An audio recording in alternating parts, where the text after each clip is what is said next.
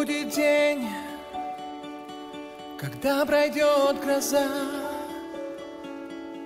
и окрасит солнце небеса, ты посмотришь вновь.